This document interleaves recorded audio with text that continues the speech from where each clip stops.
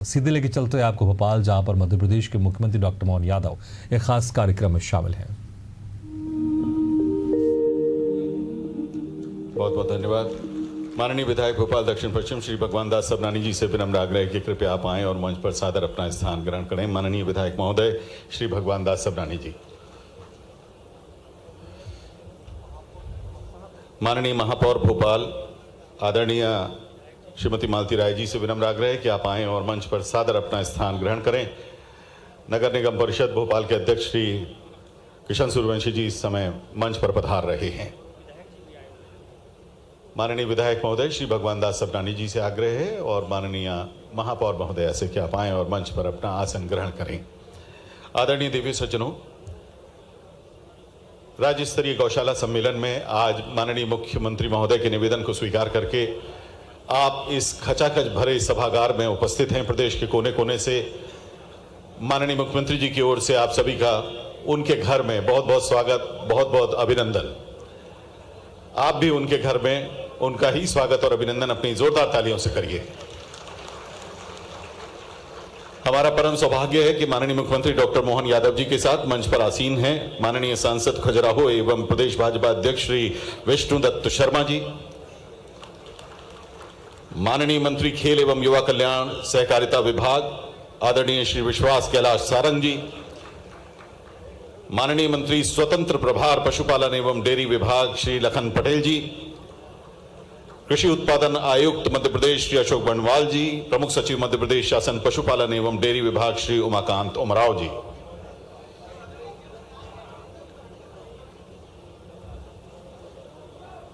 आदरणीय देवी सज्जनों, आप सभी की ओर से अब हम मंचीय विभूतियों का स्वागत आरंभ करने जा रहे हैं। बहुत ही संक्षिप्त स्वागत। माननीय मंत्री पशुपालन एवं डेयरी विभाग श्री लखन पटेल जी से हाथ जोड़ के प्रार्थना है कि आप माननीय मुख्यमंत्री जी का स्वागत एवं अभिनंदन करें।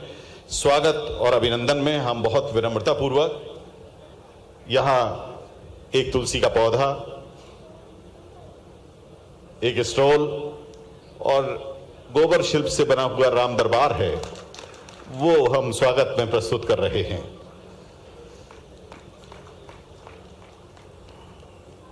ये राम दरबार ये गोबर शिल्प से बना हुआ है। माननीय मंत्री महोदय पशुपालन विभाग श्री लखन पटेल जी से विनम्र आग्रह है कि आप माननीय सांसद एवं प्रदेश भाजपा अध्यक्ष श्री विष्णुदत्त शर्मा जी का आप स्वागत करें। आदरणीय प्रमुख सचिव पशुपालन एवं डेयरी विभाग श्री उमाकांत उमराव जी से विनम्र आग्रह है कि आप कार्यक्रम की अध्यक्षता कर रहे माननीय मंत्री पशुपालन एवं डेयरी विभाग श्री लखन पटेल जी का स्वागत करें। जी सर। माननीय मंत्री महोदय पशुपालन एवं डेयरी विभाग सभी का स्वागत कर रहे हैं श्री लखन पटेल जी।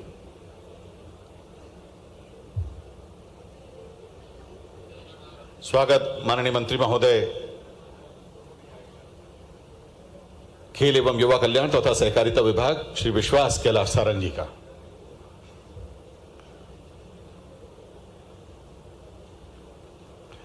आइए सर, बैठिए सर। प्रमुख सचिव महोदय श्री उमाकांत उमराव जी से विनम्र आग्रह है कि आप माननीय मंत्री महोदय श्री लखन पटेल जी का स्वागत करें।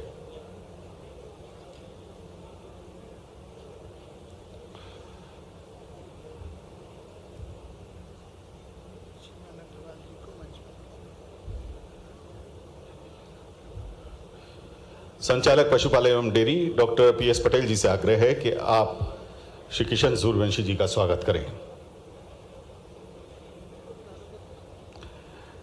विनम्र आग्रह आदरणीय श्री चिमन भाई अग्रवाल जी से कि आप आएं और मंच पर सादर अपना स्थान ग्रहण करें।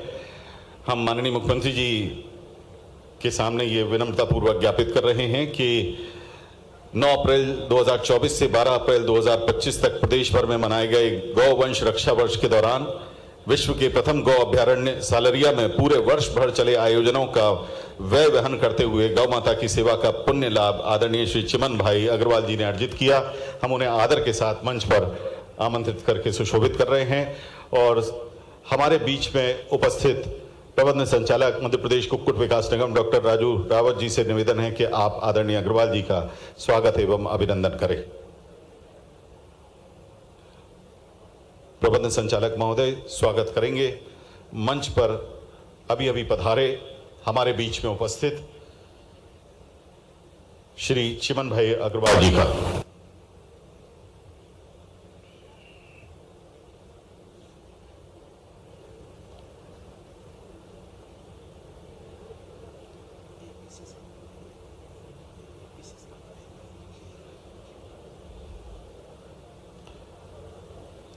संचालक पशुपालन एवं डेयरी डॉक्टर पीएस पटेल से विनम्र आग्रह है कि आप कृपया कृषि उत्पादन आयुक्त मध्य प्रदेश श्री अशोक वनवाल जी का स्वागत करें।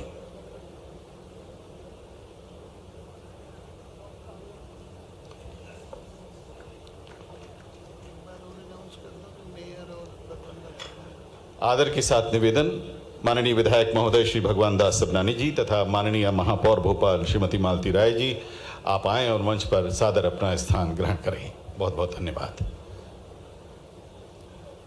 आदरणीय देवियों सज्जनों, स्वागत उद्बोधन के लिए विनम्र आग्रह प्रबंध संचालक मध्य प्रदेश गौ संवर्धन बोर्ड डॉक्टर पीएस पटेल जी से।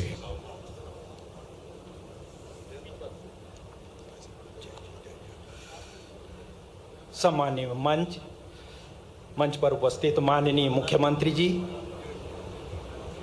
माननीय विष्णुदत्त शर्मा जी, प्रदेश अध्यक्ष भारतीय जनता पार्टी, माननीय श्री विश्वास सारंग जी, माननीय श्री लखन पटेल साहब, आदरणीय कृषि उत्पादन आयुक्त महोदय, आदरणीय प्रमुख सचिव महोदय, माननीय किशन सूर्यवंशी जी और श्रद्धेय संतजन, गौ सेवा में संलग्न साथियों, मीडिया के बंधु, आप सबका इस कार्यक्रम में स्वागत है। हमें अत्यंत हर्ष के साथ कहना है कि आज प्रदेश स्तरीय गौशाला सम्मेलन हो रहा है और गोवंश में प्रदेश सर्वाधिक गौ संख्या है हमारी। तो और हमारी सरकार माननीय मुख्यमंत्री जी और माननीय पशुपालन मंत्री जी के नेतृत्व में गोवंश के संरक्षण के लिए कृत संकल्पित है।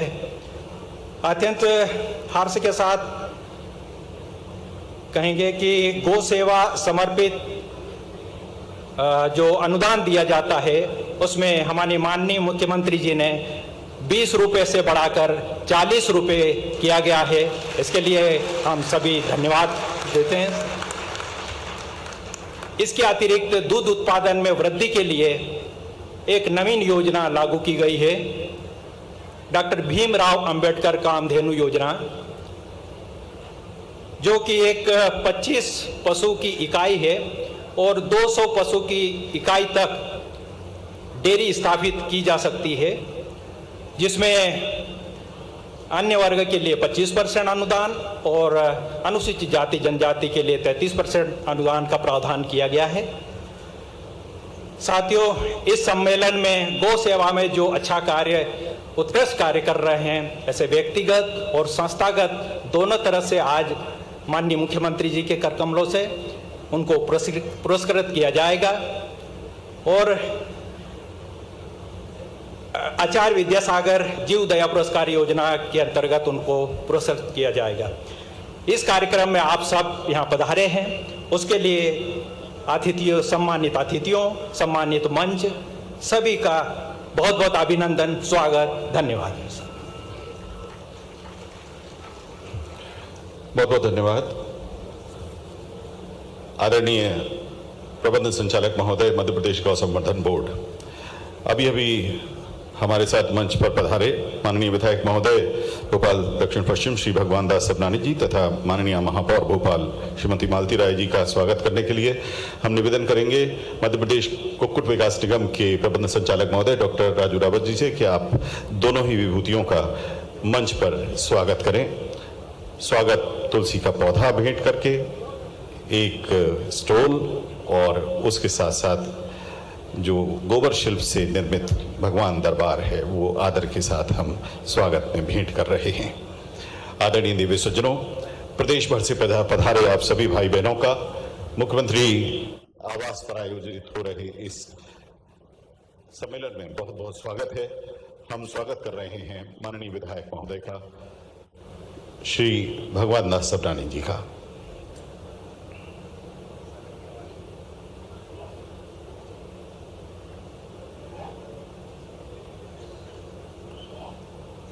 अब हम स्वागत करेंगे भोपाल की माननीय महापौर श्रीमती मालती राय जी का।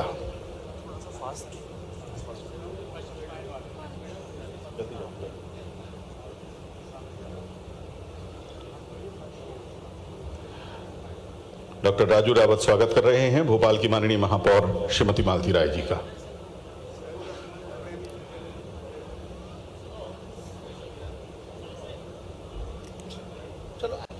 आदरणीय देवी सज्जनों, मध्य प्रदेश में पशुपालन के क्षेत्र में प्रदेश के बढ़ते कदम पर हमने एक लघु फिल्म तैयार की है। डॉक्टर मोहन यादव पहुंचे हैं, देखिए। 2 लाख रुपए के तृतीय पुरस्कार के लिए जनजाति कल्याण केंद्र महाकौशल गौसदन ग्राम बरगांव विकासखंड शहपुरा डिंडोरी सुदूर आदिवासी अंचल में गौसेवा का कार्य कर रही ये गौशाला हमारे जनजातीय समाज में गौपालन को बढ़ावा देने का कार्य कर रही है। गौशाला में निराश्रित गौवंश का पालन, वर्णित देशी गौवंशीय नस्ल का संरक्षण, लगभग 10 एकड़ भूमि पर चारा उत्पादन, पंचगव्य गौमूत्र, औषधि निर्माण के साथ उत्पादों के विपणन जैसे कार्य किए जाते हैं। हमने 50-50 हजार रुपए के सांत्वना पुरस्कार भी दिए हैं। उनमें ग्राम धनेला जिला मुरैना से श्री 1008 श्री राम रतन दास जी वैष्णव सांत्वना पुरस्कार 50,000, श्री 1008 श्री राम रतन दास जी वैष्णव ग्राम धनेला जिला मुरैना से 50,000 रुपए के सांत्वना पुरस्कार के लिए आमंत्रित हैं।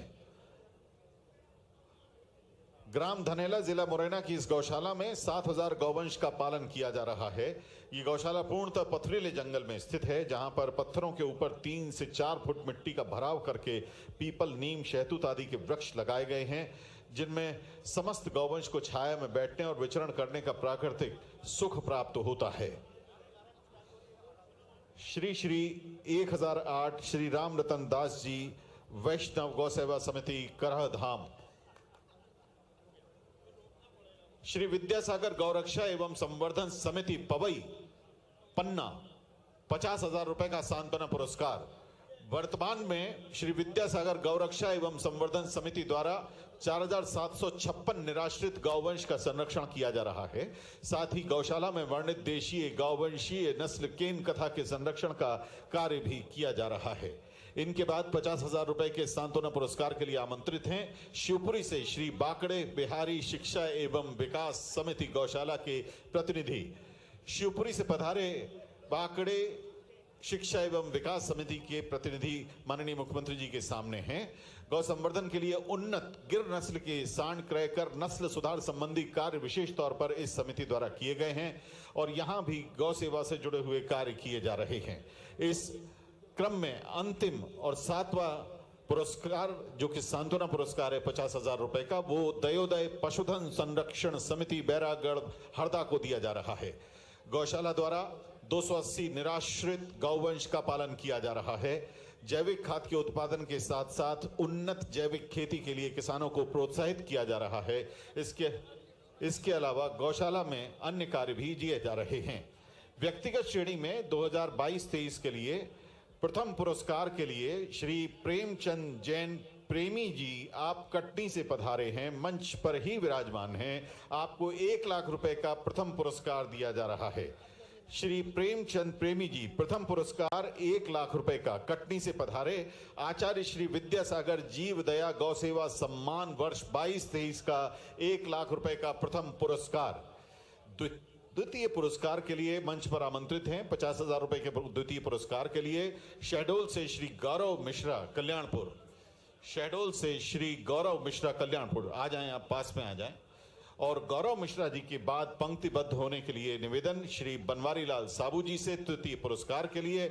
आप भोपाल से हैं और आपको 20,000 रुपए का पुरस्कार प्राप्त होगा।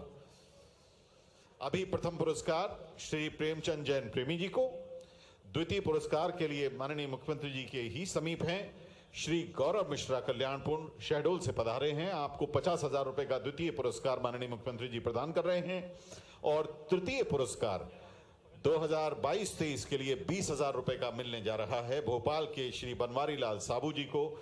आपको माननीय मुख्यमंत्री जी अब 20,000 रुपए का तृतीय पुरस्कार प्रदान करेंगे।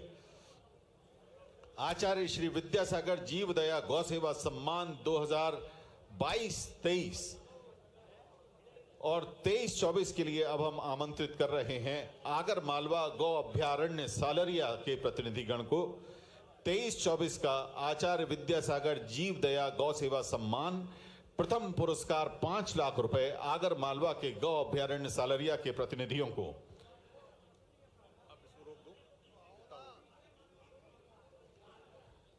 23-24 के पुरस्कार हम बाद में प्रदान करेंगे। आप लोग कृपया अपने स्थान पर बैठें। हम सभी को बाद में बुलाएंगे और आपको पुरस्कार प्रदान करेंगे। डॉक्टर भीमराव अंबेडकर कामधेनु योजना के अंतर्गत स्वीकृत आवेदनों को, जिसमें कि अपनी डेयरी आप स्थापित कर सकते हैं, अब हम यहां आमंत्रित कर रहे हैं नर्मदापुरम के श्री रितेश दुबे जी को।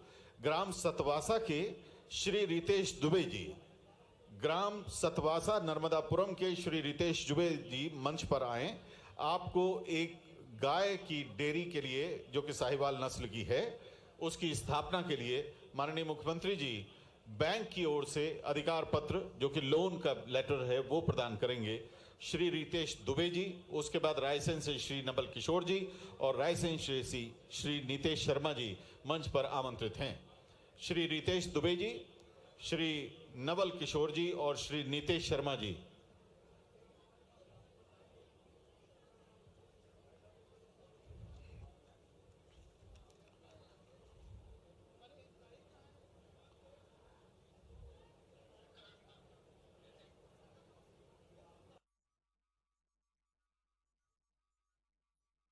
कामधेनु योजना के अंतर्गत हितग्राहियों के लिए जो ऋण स्वीकृत किए गए हैं, उसकी राशि के चेक माननीय मुख्यमंत्री जी के कर कमलों से अब प्राप्त होंगे। नर्मदापुरम से श्री रितेश दुबे जी, सतवासा सिवनी मालवा नर्मदापुरम से श्री रितेश दुबे जी।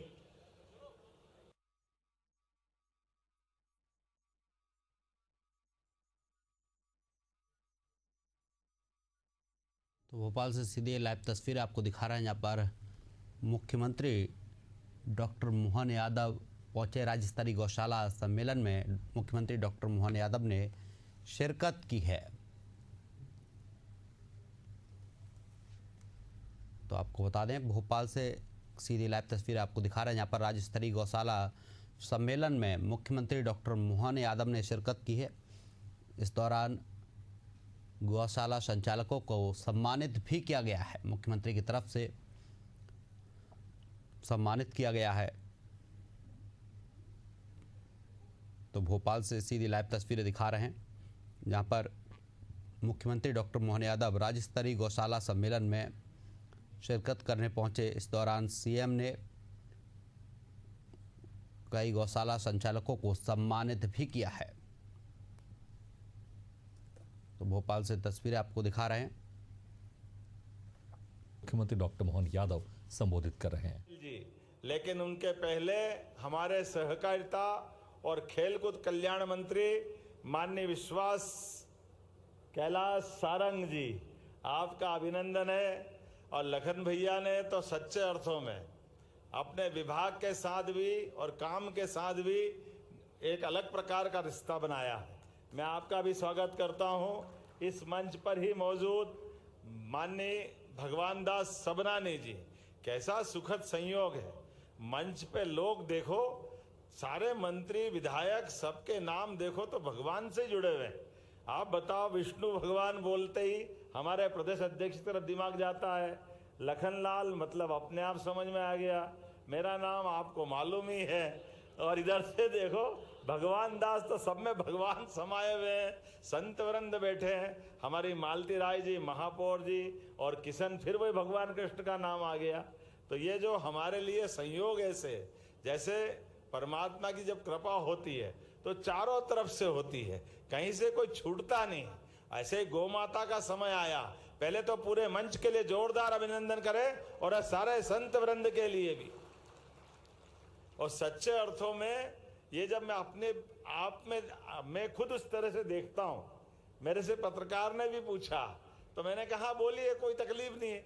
उन्होंने कहा जिनके घर गाय वो गोपाल, और जिसके घर गाय है तो वो गाय वाला कहलाता कि नहीं कहलाता। तो इतने सारे गाय वाले बैठे, जोरदार अभिनंदन करो अपने आप के लिए भी। आज बदलते दौर में परमात्मा की कृपा से मध्य प्रदेश की धरती पर हमारा सौभाग्य है।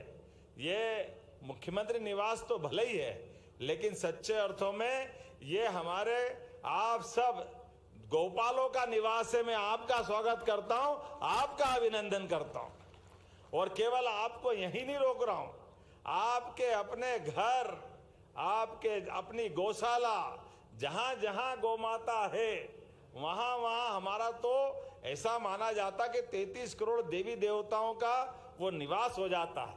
वो तो स्वर्ग समान हो जाता है। धरती पे स्वर्ग कहाँ, जहां गौमाता और गोपाल वही स्वर्ग है। उससे बड़ा कौन सा स्वर्ग का स्थान होगा। परमात्मा की कृपा से हम सब इस बात को महसूस करते हैं।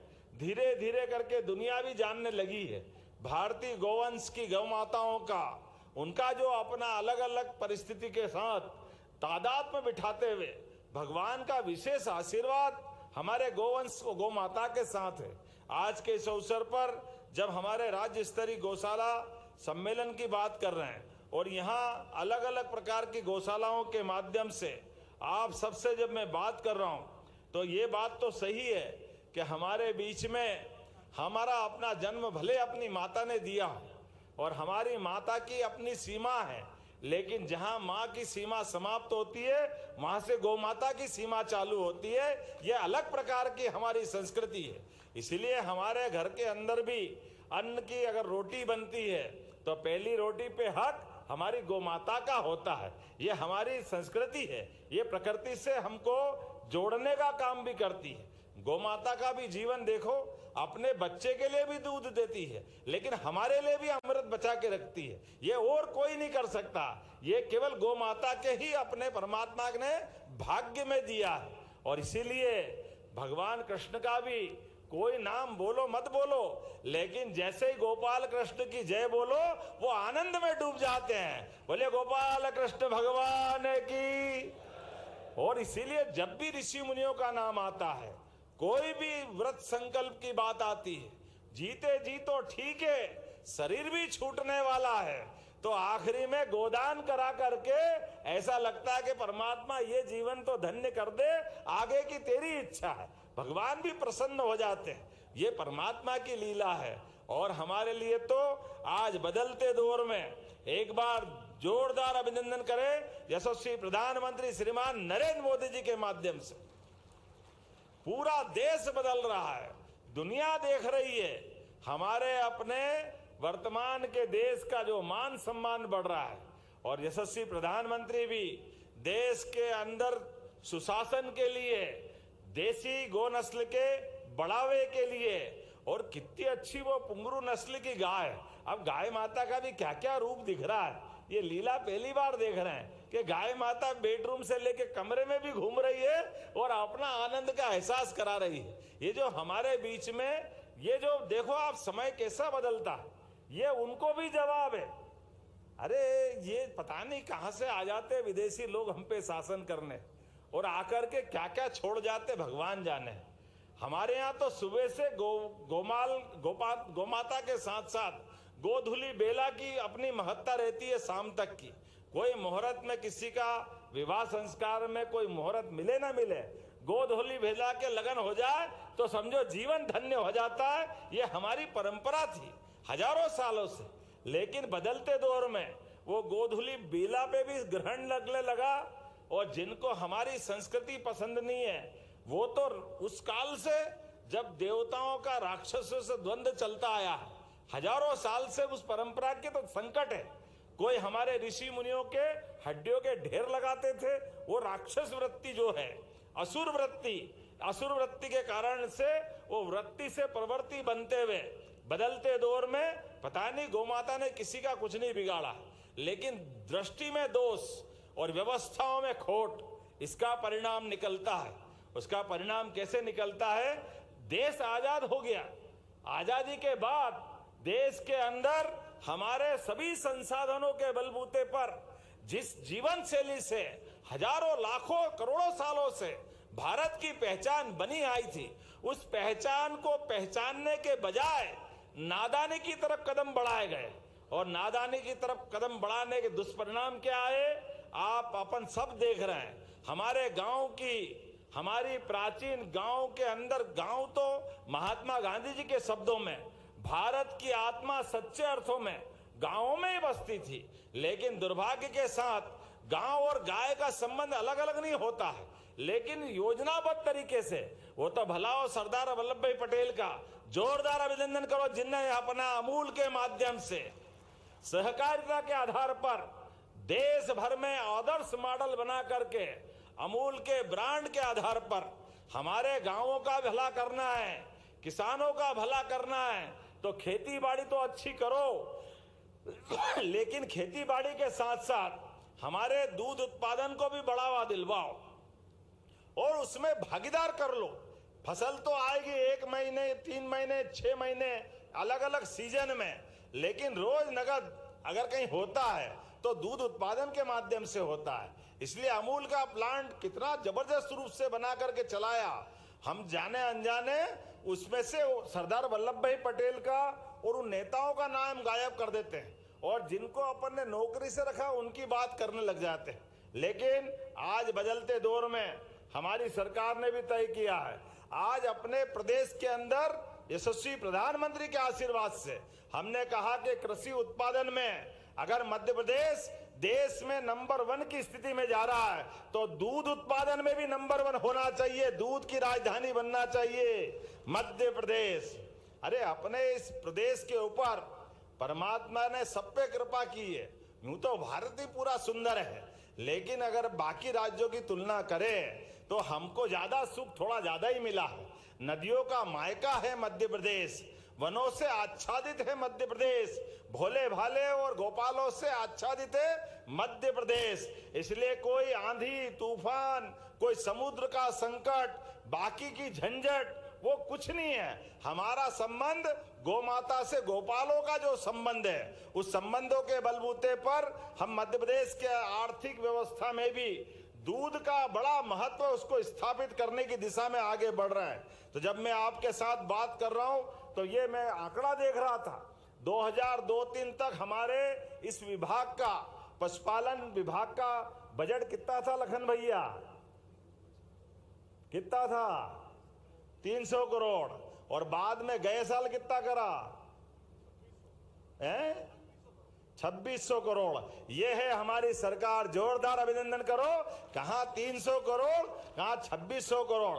और कांग्रेस के समय जब मैं उनको बोलता हूं उनको मिर्ची लगती है, एक बार नहीं 100 बार लगे। अरे जैसा करोगे भरोगे, हम क्या करने वाले, तुम्हारे कर्म ही ऐसे।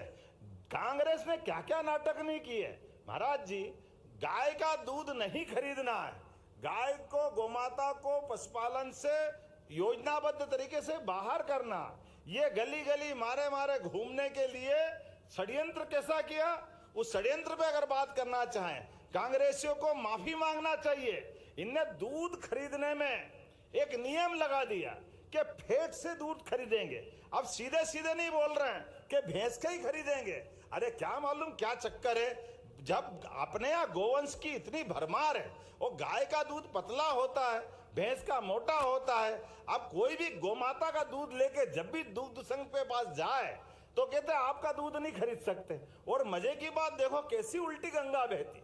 भैंस का दूध दूध वाले को बेचो या डेयरी पे बेच दो और वो पानी मिला के गाय का दूध सबको बत्ती दे रहे हैं, वो चलेगा।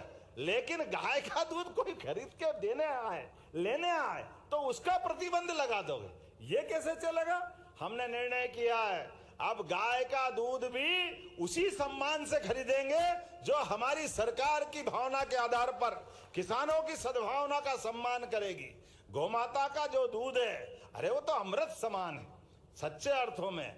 अगर आपको आहार में और कुछ मिले ना मिले, गौ माता के दूध का पान कर लो, वो समूचा आहार हो जाता है, आपका जीवन धन्य हो जाता है। जब हम इस दिशा में आगे बढ़ रहे हैं तो आज अपने गौवंश संरक्षण की बात भी करेंगे और इस संवर्धन के साथ साथ प्रदेश सरकार के अंदर गौ सेवा पालकों का सम्मान करते हुए अलग अलग प्रकार के गौशाला संचालन के सभी प्रकार की योजनाओं का एक साथ हम अपने इस विभाग के माध्यम से आधुनिक समय की दृष्टि से जोड़ करके बढ़ रहे हैं। जब हमने गौशालाओं की बात की है तो गौशाला आजकल हाईटेक गौशाला, एक अंग्रेजी का शब्द बढ़ गया। वो अंग्रेजी के शब्द बढ़ने में हाईटेक शब्द का मतलब क्या हो गया? अरे आप गाय माता के आधार पर केवल गौशाला में दूध उत्पादन जरूरी नहीं है, दूध उत्पादन तो चाहिए ही चाहिए, लेकिन दूध उत्पादन के साथ साथ सीएनजी गैस बना सकते हैं, प्राकृतिक खाद बना सकते हैं, गोमूत्र की बहुत सारी दवाइयां बना सकते हैं। अरे एक गौ माता और 1000 प्रकार के रास्ते, जिस भी रास्ते से देखोगे, हर रास्ते से व्यक्ति के जीवन में एक अलग प्रकार का आनंद, एक अलग प्रकार का सहयोग का रास्ता खुलता है। और सरकार का मतलब ही है, सरकार का मतलब व्यक्ति के जीवन में कष्ट, गरीबी, परेशानी से निजात और सुख की समृद्धि का मार्ग खुले। और ये मार्ग हमें पक्का भरोसा है ये गौमाता के माध्यम से आ रहा है और निश्चित रूप से बदलते दौर में मध्य प्रदेश बदलने की तरफ आगे बढ़ रहा है। आज जब यहाँ हम गौमाता की बात कर रहे हैं तो हमारे माध्यम से जब मैं यहाँ अलग अलग लोगों को पुरस्कार दे रहा था और जानकारी भी ले रहा था तो ध्यान में क्या क्या आ रहा है, कितने प्रकार से और काम कर सकते हैं। आज हमने 20 रुपए से गौमाता का प्रति गौमाता की दृष्टि से गौशाला को स्वावलंबी बनाते हुए 20 का 40 रुपया मध्य प्रदेश सरकार ने ये बड़ी सौगात देने का काम किया है। गौशाला के लिए 40 रुपया महत्व नहीं है, लेकिन 40 से बड़ी हमारी भावना है कि हाँ हम इस बात को मानते हैं कि हाँ हमको गौशाला भाग भी बोला जाएगा। हमारे मंत्रालय से अगर गोपालन नहीं जुड़ेगा, गोपाल नहीं जुड़ेगा तो फायदा क्या है?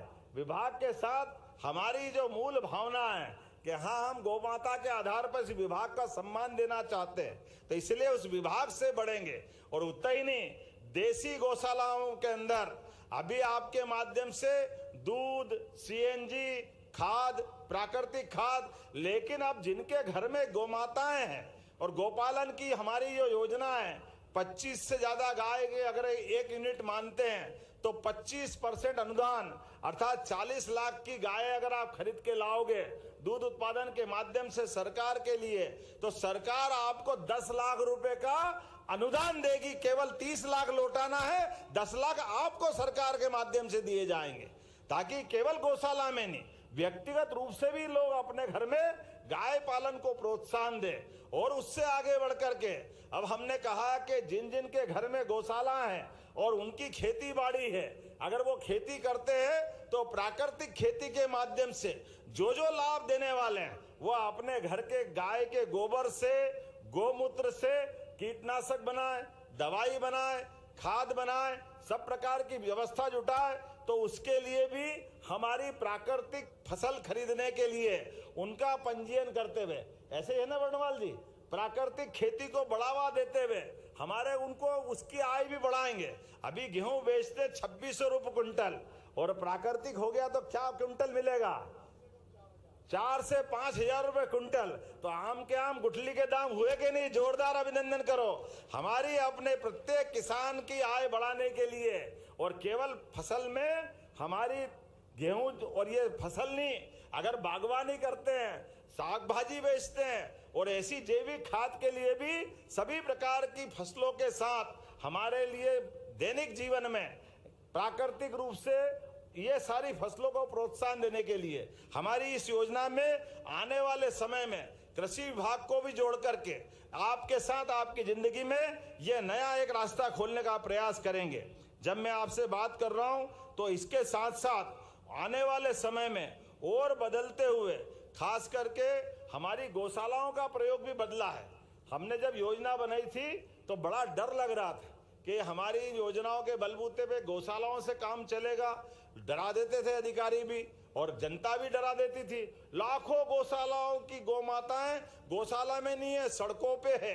लेकिन 1 साल से भी कम समय हुआ है, एक तरह से क्रांति हुई है। अब बड़े बड़े नगर में भी, कहाँ ये उज्जैन, भोपाल, ग्वालियर ने तो गजब कर दिया। 9,000 से ज्यादा गौमाता है। और अभी भी कह रहे हैं महाराज जी, अपने प्रदेश के अंदर अगर राजमार्गों पे आवारा, लावारिस, बूढ़ी, अपाइज अगर गाय माता मिलेगी, उस गाय माता को ससम्मान हम गौशाला में पहुंचा करके गाय की भी जान बचाएंगे और अपनी भावना का भी सम्मान करेंगे। अरे गौ माता को कोई सड़क पे टक्कर मार जाए, वो बेजान जानवर तड़पता रहे, कितना दुख होता है। लेकिन ये कोई समझते नहीं है। कई बार नादानी में लोग बोल देते हैं, ये क्या हो जाता है बरसात में, न क्या हो जाता है। ये गाय को क्या सड़क पे पसंद आती कि सड़क पे बीच में वो बैठती है। कई बार तो इतना गलत शब्द भी बोलते कि बोलते शर्म आती है कि जान करते ये जो घटना घटती है, गौ माता की कई बार मृत्यु हो जाती है, गौ माता की कुछ घटना घट जाती है। हमने कहा भाई तुमने कभी गाय नहीं पाली और गाय का मनोभाव नहीं समझा, तुम ऐसी बात कर रहे हो। तो उन्होंने कहा क्या हो गया, क्यों बैठती गाय सड़क पे आकर के। हमने कहा बहुत सरल बात है, गौ माता भी हमारे समान संवेदनशील है। बरसात में मक्खी, मच्छर, कीड़े मकोड़े ज्यादा गीले जमीन पे और बाकी जगह परेशानी होती है, तो गौ माता को बैठने के लिए सड़क सूखी लगती है, अच्छी सड़क, इसलिए सूखी सड़क पे बैठती है। और दूसरी बात, वो जो मच्छर मक्खी जो उस पे बैठते भिनभिनाते हैं, अब वो पूंछ से जितनी भगाती बाकी वो भगाए कैसे, तो बड़ी मुश्किल आती। जब संख्या बढ़ जाती है तो पास में से जो गाड़ी जाती आती है उसकी हवा उसको बहुत अच्छी लगती है, और मक्खी मच्छर परवारे भग जाते हैं तो उसको लगता है ये पंखे चल रहे हैं मेरे लिए, तो वो आमतौर पर उसके लिए बैठती। अब जो समझता है उसको तो समझ में आती, अब जिसको नहीं समझ में आए उसको उल्टा दिमाग जाता है। वो अपने कष्ट के निवारण के लिए सड़क पे बैठ रही है। ये हमारी कमजोरी है कि हमने उसको ऐसे छोड़ दिया है। इसलिए हमारी सरकार ने निर्णय किया है कि अपने रोड के ऊपर बैठने वाली गौमाताओं को गौशाला पहुंचा करके हम उनका यथा योग्य प्रकार से उनके अवेयरनेस का काम करेंगे, उनको पशुपालन का काम करेंगे, ताकि ये सड़क पे गौशाला में उनके अपना जहाँ जगह वहां पहुंचे। लेकिन उससे आगे बढ़कर भी अभी तो हमने कहा कि आप घर में पालो, यहाँ जो गौशाला है वो है, लेकिन इसी बजट में 30 गौशालाएं निकाली है कि आप 5,000 से बड़ी गौशाला अगर खोलना चाहते हो तो आपको उसके लिए भी 20 की बजाय 40 रुपए प्रति गौमाता देंगे, 125 एकड़ जमीन भी देंगे। और उससे आगे बढ़कर के आप गौशाला में अगर थोड़ा बहुत दूध उत्पादन होता है 30% उसकी भी परमिशन देंगे, कोई तकलीफ नहीं आने वाली है। लेकिन इस प्रदेश के अंदर किसी भी किसान के खेत के आसपास या सड़क पर या गांव में या शहर में अगर गौमाता घूमती दिखाई दे, ये मैं मान के चलता हूं सभी योजना के बलबूते पर 1 साल के अंदर हम पूरे प्रदेश के अंदर ये पूरा परिदृश्य बदलने के लिए संकल्पित हैं। लगातार इसी प्रकार से आप सबके सहयोग से न केवल गौमाता का सम्मान करते हुए प्राचीन संस्कृति को जीवंत करने का प्रयास कर रहे हैं। अरे कितना अच्छा लगता है, दिवाली तो सब मनाते थे, लेकिन सरकार के माध्यम से भी गोवर्धन पूजा मनाई। जोरदार अभिनंदन करो, क्या जोरदार गोवर्धन बनाए थे, कितना आनंद आया। मैं महाराज जी वो वहां गया था श्योपुर के गोवर्धन में, और आपने वहां बुलाया था ग्वालियर। अरे हर जगह ऐसा लगता गोवर्धन पूजा भी 2-4 दिन मनाओ, इतनी जगह बढ़िया बढ़िया कार्यक्रम हो रहे थे। क्या गोवर्धन पर्वत बनाया, और सच्चे में गोवर्धन पर्वत तो गोवर्धन पर्वत ही है। जिस प्रकार से उसकी कलाकृति और फोटो बनाए, आनंद आ गया डूब करके। ऐसा लगा कि सच्चे अर्थों में हमारी संस्कृति के सारे त्योहार इसी प्रकार से आनंद से मनना चाहिए। इसलिए आज के इस अवसर पर जब मैं आपसे बात कर रहा हूं तो मान के चलता हूं कि लगातार एक के बाद एक सभी प्रकार की योजनाओं के आधार पर आज 7 गौशालाएं पुरस्कृत हुई। जोरदार अभिनंदन करें हमारे अपने आचार्य विद्यासागर जीव दया गौ सेवा सम्मान के माध्यम से ये 7 गौशालाएं पुरस्कृत हुई है। और डॉक्टर भीमराव अंबेडकर के माध्यम से 3 हितग्राहियों को स्वीकृति पत्र के साथ नवीन गौशालाओं के पंजीयन प्रमाण पत्र भी दिए गए, जोरदार अभिनंदन करें इस आधार पर भी।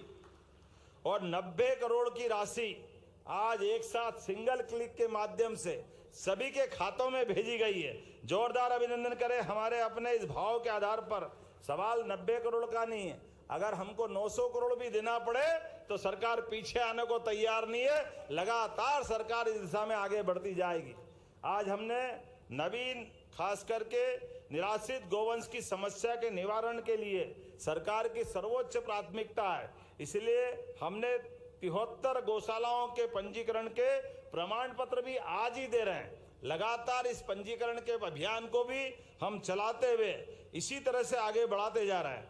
मैं आज मान के चलता हूं, प्रदेश में निराश्रित गोवंश की समस्या का निवारण के लिए स्वावलंबी गौशाला कामधेनु स्थापना नीति 2025 की जो हमने स्वीकृति दी है, इसी आधार पर हमने न केवल राशि बढ़ाई है बल्कि एक एक ब्लॉक में एक आदर्श वृंदावन गांव भी बनाने वाले हैं। जोरदार अभिनंदन करें भगवान कृष्ण को समर्पित वृंदावन गांव के अंदर समूची संस्कृति में गौ माता का जो महत्व है उसको पुनर्स्थापित करते हुए गांव के अंदर जो आत्मीयता का वातावरण है, गांव में एक दूसरे के साथ बैठने रहने का जो सुख है, सच्चे अर्थों में हर एक को गांव के अंदर से आप अंदाज लगा लो। अपने देश के अंदर कुपोषण की समस्या में हम कुछ भी करते रहे, कुपोषण की कठिनाई को दूर करना है।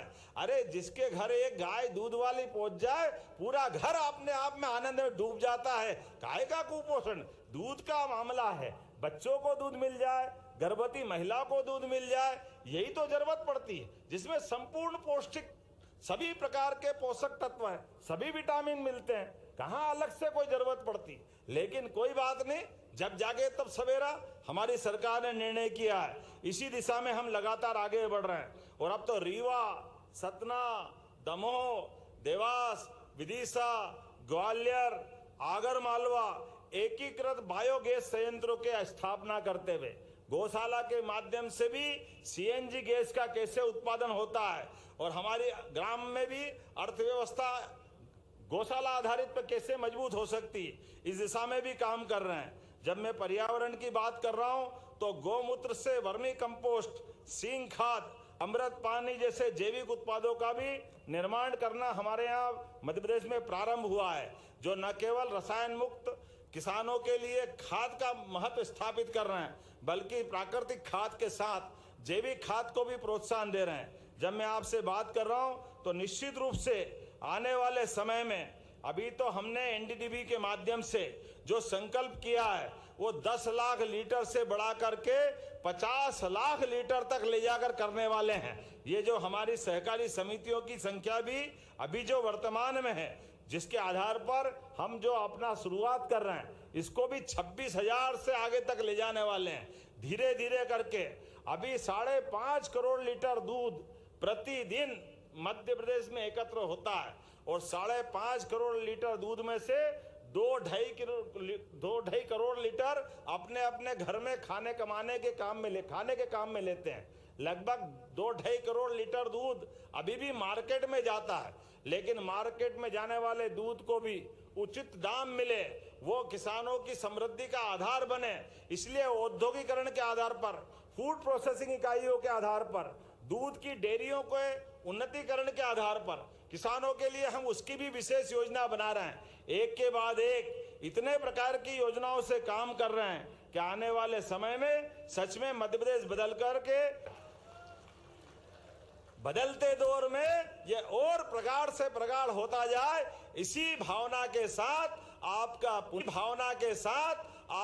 पुनः अभिनंदन, स्वागत, बहुत बहुत धन्यवाद। बोलिए गोपाल कृष्ण भगवान की। बहुत बहुत धन्यवाद माननीय मुख्यमंत्री डॉक्टर मोहन यादव जी।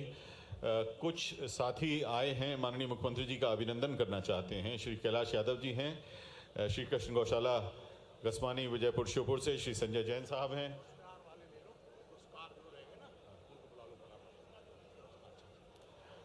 तो जो लोग अभिनंदन करना चाहते हैं वो मंच के पास में आ जाएं। थोड़ी देर में उस तरफ हम चलेंगे।